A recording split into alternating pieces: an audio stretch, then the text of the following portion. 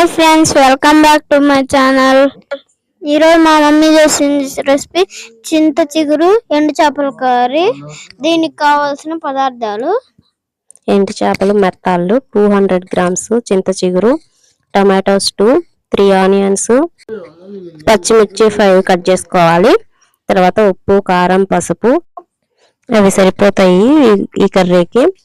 ముందుగా మెత్తాలని శుభ్రంగా క్లీన్ చేసుకొని వీటిలో మనం కట్ చేసి పెట్టుకున్న వెజిటేబుల్స్ యాడ్ చేసుకోవాలి. ఆనియన్స్, పచ్చిమిర్చి, టమాటోస్.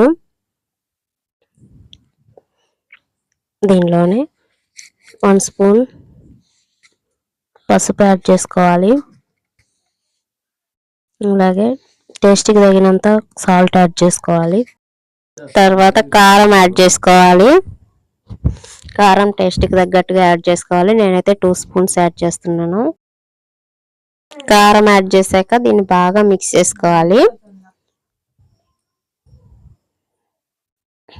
వాటిని మిక్స్ చేసుకొని కర్రీకి సరిపడా ఆయిల్ యాడ్ చేసుకోవాలి.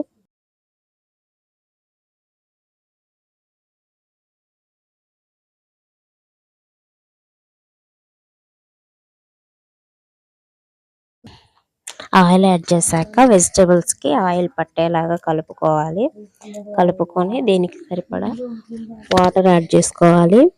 కొద్దిగా వాటర్ యాడ్ చేసుకొని మూత పెట్టేసి స్టవ్ మీద పెట్టుకోవాలి. ఇప్పుడు టమాటాలు తర్వాత ఉల్లిపాయలు మగ్గే వరకు ఉడికించుకోవాలి. ఇలా ఆనియన్స్ ట్రాన్స్పరెంట్గా అయ్యే వరకు ఉడికిన తర్వాత దీనిలో వెల్లుల్లి రెప్పలు కొంచెం దంచుకొని వేసుకోవాలి.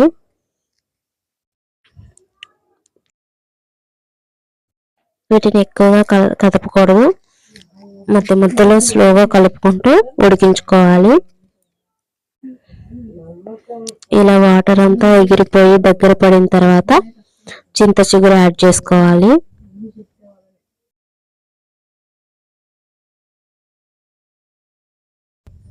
ఇప్పుడు చింత చిగురు తీసుకొని ఇలా నలుపుకుంటే కాడలు ఏమన్నా ఉంటే తీసేసుకోవచ్చు. బాగా నలుపుకొని కాడలన్నీ తీసేసుకోవాలి. దీన్ని కొంచెం కొంచెంగా మొత్తం యాడ్ చేసుకుందాం కర్రీలోకి.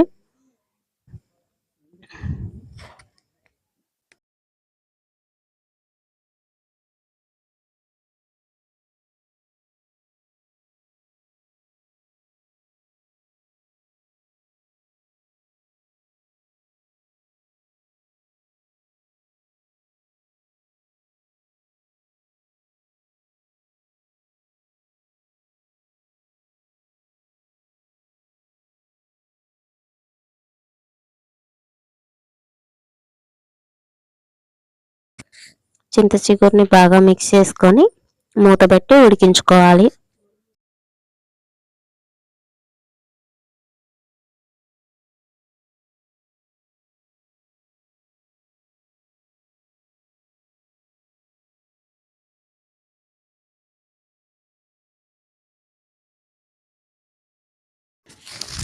ఇలా మూత పెట్టుకున్న తర్వాత 5 to 10 minutesలో మనకి ఇలా ఆయిల్ పైకి వస్తుందంటే మనకి కర్రీ రెడీ అయిపోయిందని అర్థం.